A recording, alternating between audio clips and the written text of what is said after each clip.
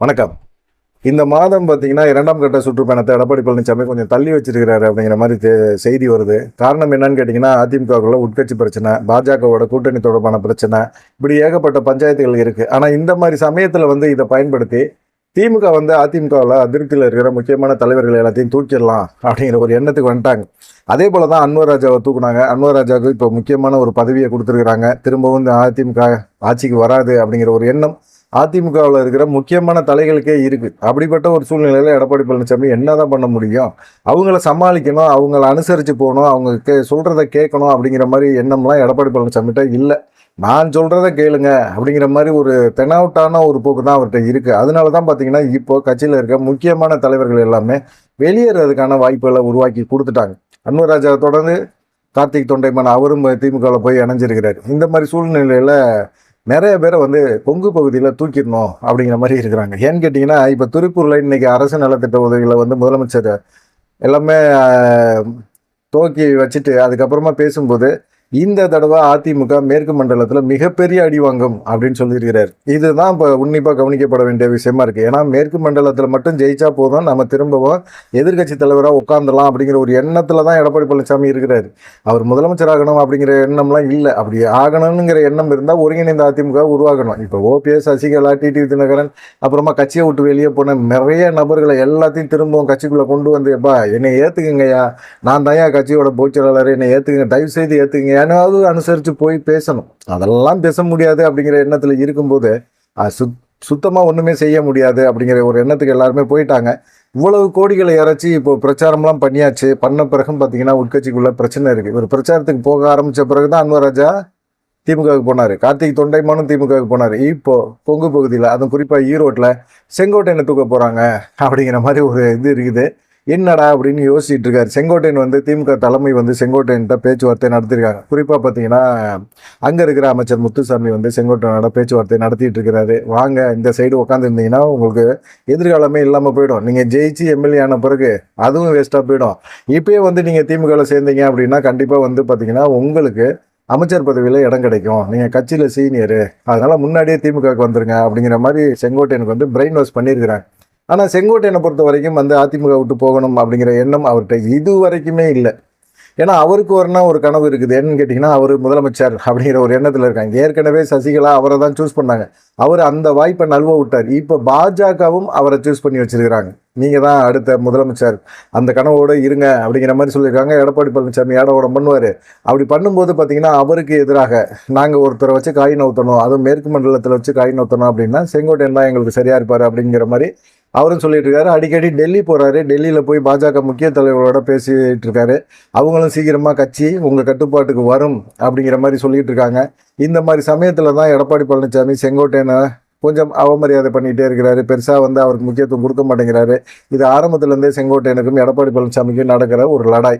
இந்த மாதிரி லடாயில் தான் இப்போ அமைச்சர் முத்துசாமி செங்கோட்டையன்ட்ட பேச்சுவார்த்தை நடத்துகிறாரு. செங்கோட்டையனை எப்படியாவது நான் கொண்டு வந்துடுறேன் அப்படின்னு சொல்கிறாரு அப்படிங்கிற மாதிரி இருக்காங்க. அதெல்லாம் இல்லைங்க, அவரெல்லாம் வரமாட்டாருங்க. அவரெல்லாம் முதலமைச்சர் கனவுல இருக்கிறாரு. அவர் அதிமுக அவர் கட்டுப்பாட்டில் கொண்டு வரேன்னு பாஜக சொல்லியிருக்கிறாங்க. அப்படி சொல்லியிருக்கும் போது பார்த்தீங்கன்னா, அவர் எப்படி இங்கிட்டு திமுக சைடு வருவார்? கட்சியை அவர் கைப்பற்றுறதுக்கான முயற்சியில் இருக்கிறார் அப்படிங்கிற மாதிரி சொல்லியிருக்காங்க. ஏற்கனவே பாஜக ஓபிஎஸ்க்கும் இதே உத்தரவாதம் தான் கொடுத்தாங்க. உங்கள் கையில் கட்சியை கொடுப்போம், நீங்கள் இருங்க, வெயிட் பண்ணுங்கள், எடப்பாடி பழனிசாமி மேலே எங்களுக்கு நம்பகத்தன்மை இல்லை அப்படின்னு சொல்லியிருந்தாரு. ஆனால் பார்த்தீங்கன்னா, இப்போ அதே போல் செங்கோட்டையனுக்கும் அதே போல் ஒரு நம்பிக்கையை கொடுத்துக்கிட்டு இருக்காங்க. என்ன தான் செய்யப்படுறாரு அப்படிங்கிற மாதிரி தெரியல. செங்கோட்டையனுக்கான ஒரு வாய்ப்பு திமுக தலைமை கொடுத்துக்கிட்டே இருக்கிறாங்க. திரும்பவும் அவங்க அப்ரோச் பண்ணிக்கிட்டே இருக்காங்க. செங்கோட்டையன் காலம் தளர்த்திக்கிட்டே இருக்கிறாரு அப்படிங்கிற மாதிரி சொல்லிட்டு இருக்காங்க. சரி, ரெண்டாவது மிக முக்கியமான விஷயம் அன்வர் ராஜா தொடர்ந்து கார்த்திக் தொண்டைமான் புதுக்கோட்டையில் மிக முக்கியமான ஒரு நபர். அதிமுகவில் அவர் முக்கியமான நபரா இல்லையா அப்படிங்கிறத தாண்டி ஒரு மன்னர் பரம்பரை அப்படிங்கிற மாதிரி ஒரு எண்ணம் இருக்குல்ல, அந்த இதில் அவருக்கு ஒரு முக்கியத்துவம் இருந்துக்கிட்டே இருந்தது. திடீர்னு பார்த்தீங்கன்னா கார்த்திக் தொண்டைமான் போய் திமுகவில் போய் சேர்ந்துட்டார். இதை அதிமுகவினர் யாருமே எதிர்பார்க்கவே இல்லை. ஏன்னா ஒரு மன்னர் வகைரா அப்படிங்கிற மாதிரி ஒரு எண்ணம் இருக்கும்போது பார்த்தீங்கன்னா, அவருக்கான அதிமுக கட்சியில் இருக்கிறாரு, அவருக்கான ஒரு முக்கியத்துவம் கொடுக்கணும் அப்படிங்கிற எண்ணத்தில் எல்லாருமே இருந்தாங்க. ஆனால் பார்த்தீங்கன்னா, விஜய் பாஸ்கர் இருக்கார்ல, முன்னாள் அமைச்சர், அவருக்குமே இவருக்குமே ஆகவே மாட்டேங்குது. விஜய் பாஸ்கர் கார்த்திக் தொண்டைமானுக்கான ஒரு முக்கியத்துவத்தை கொடுக்கவே மாட்டேங்கிறார். ஆனால் அதே சமயத்தில் இவர் கார்த்திக் தொண்டைமானும் எடப்பாடி பழனிசாமியை தனிப்பட்ட முறையில் சந்தித்து பேசி நிறைய விஷயங்களை சொல்லியிருக்கிறாரு.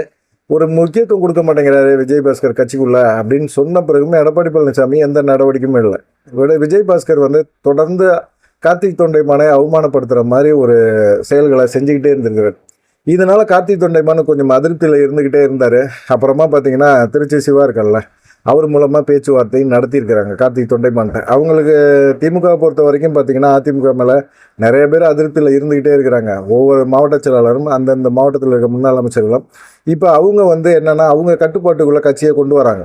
எடப்பாடி பழனிசாமி கட்டுப்பாட்டுக்குள்ள கட்சி இல்லை. அந்தந்த மாவட்ட செயலாளர் அந்தந்த முன்னாள் அமைச்சர்கள் அவங்கவுங்க இருக்கிற சட்டமன்ற தொகுதி அவங்க ஆதிக்கத்தின் கீழே இருக்கிற மாவட்டங்கள் இதெல்லாம் பார்த்தீங்கன்னா அவங்க கட்டுப்பாட்டுக்குள்ளே கொண்டு வந்துட்டாங்க.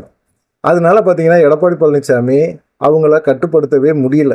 இப்போ விஜயபாஸ்கர் இருக்காரு அப்படின்னா விஜயபாஸ்கருக்கு எதிராக வந்து எடப்பாடி பழனிசாமிகிட்ட ஒரு குற்றச்சாட்டை சொன்னாங்க அப்படின்னா அந்த குற்றச்சாட்டுக்கு நடவடிக்கை எடுக்க வேண்டியது எடப்பாடி பழனிசாமி. ஆனால் அவரால் விஜயபாஸ்கர் மேலே நடவடிக்கை எடுக்க முடியல. இது எல்லா மாவட்டத்திலையும் நடக்கிற ஒரு விஷயந்தான்.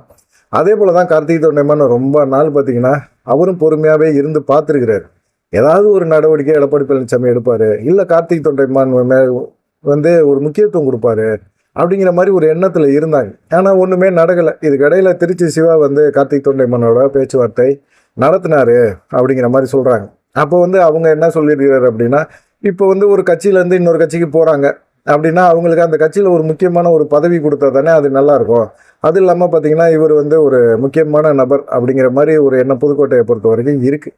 அப்படிப்பட்ட ஒரு சூழ்நிலையில் கார்த்திக் தொண்டைமானுக்கு ஏதாவது ஒரு பதவி கிடைக்குமா அப்படிங்கிற ஒரு எண்ணம் இருந்தபோது நாங்கள் வாங்க வாரியத்தில் ஒரு முக்கியமான ஒரு பொறுப்பு வாங்கி உங்களுக்கு கொடுக்குறோம் அப்படிங்கிற மாதிரி அவரும் வந்து ஆசை வார்த்தை சொல்லிட்டாங்க. சொன்ன பிறகு கார்த்திக் தொண்டைமானால சும்மா இருக்க முடியுமா? இங்கிட்டு மதிப்பு இல்லை, மரியாதை இல்லை, யாருமே நம்மளை வந்து எந்த ஒரு மீட்டிங்காக இருந்தாலும் நம்மளை கூப்பிடுறதில்லை. எடப்பாடி பழனிசாமி சுற்றுப்பயணம் வந்தார் அப்படின்னா அந்த சுற்றுப்பயணத்துக்கு நமக்கு ஒரு முக்கியத்துவமே கொடுக்க மாட்டேங்கிறாங்க. எல்லாம் விஜயபாஸ்கர் ஆதரவாளர்கள் இவங்க எல்லாமே கார்னர் பண்ணி நம்மெல்லாம் வெளியே தெரியக்கூடாது அப்படிங்கிற மாதிரி நினைக்கிறாங்களே அப்படிங்கிற ஒரு ஆதங்கமாக ஏற்கனவே மனசில் ஓடிக்கிட்டு இருந்துச்சு கார்த்திக் தொண்டைமான் மனசில். இந்த மாதிரி சமயத்தில் இது மாதிரி ஒரு வாரியத்தில் ஒரு பொறுப்பு தரோம் திமுகவுக்கு வாங்க அப்படின்னு சொல்லி கூப்பிட்டோன்னே இவரும் வந்து சரி அப்படி இங்கே மதிப்பு இல்லாமல் இருக்கிறதுக்கு அங்கே ஒரு கெத்தோடு இருந்துட்டு போயிடுவோமே அப்படிங்கிற மாதிரி இருக்காங்க. ஏற்கனவே பார்த்தீங்கன்னா புதுக்கோட்டை திமுகவில் ஒரு பஞ்சாயத்து ஓடிக்கிட்டே இருக்குது. யார் அரசியல் அப்படிங்கிறதே தெரியல, யாரோட பேச்சை கேட்குறதுன்னு தெரியல. ஏற்கனவே நேரு கட்டுப்பாட்டில் தான் அந்த பொறுப்பு அமைச்சராக தான் இருக்கிறார் அவர். ஆனால் பார்த்தீங்கன்னா அந்த புதுக்கோட்டைக்கு அவர் தான் நேரு கட்டுப்பாட்டில் தான் இருக்குது. ஆனாலும் பார்த்தீங்கன்னா அவர் ஆலோசனை கூட்டம்லாம் போட்டால் அங்கெல்லாம் அடித்தடி சண்டை கிண்டைன்னு ஓடுது.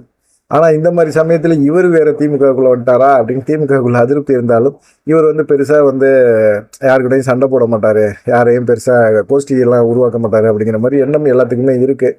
விஜயபாஸ்கர் பிரச்சனைனால விஜயபாஸ்கர் பஞ்சாயத்துனால இப்போ வந்து கார்த்திக் தொண்டைமான் வந்து திமுக சைடு போயிட்டாரு அப்படிங்கிற மாதிரி இப்போ அதிமுகவில் இருக்கிற புதுக்கோட்டை மாவட்ட நிர்வாகிகள் எல்லாம் புலம்ப ஆரம்பிச்சிட்டாங்க.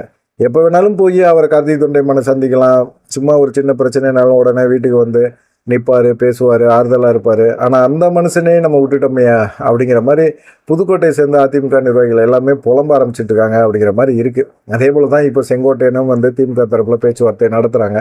செங்கோட்டையன் அவ்வளோ சுலபத்தில் வந்து வரமாட்டார், ஏன்னா அவர் வந்து முதலமைச்சர் கனவுல இருக்காரு, கட்சி வந்து அவர் கட்டுப்பாட்டுக்குள்ளே வரும் அப்படின்னு சொல்லி பாஜக உத்தரவாதம் கொடுத்துருக்காங்க. அந்த உத்தரவாதம் சீக்கிரமாக நிறைவேறும் அப்படிங்கிற ஒரு எண்ணத்தில் அவர் இருக்கார் அப்படிங்கிற மாதிரி சொல்கிறாங்க. நீங்கள் என்ன நினைக்கிறீங்க இந்த ரெண்டு விஷயங்களை பற்றி அப்படிங்கிறத மறக்காமல் கமெண்ட் பண்ணுங்கள். நன்றி, வணக்கம்.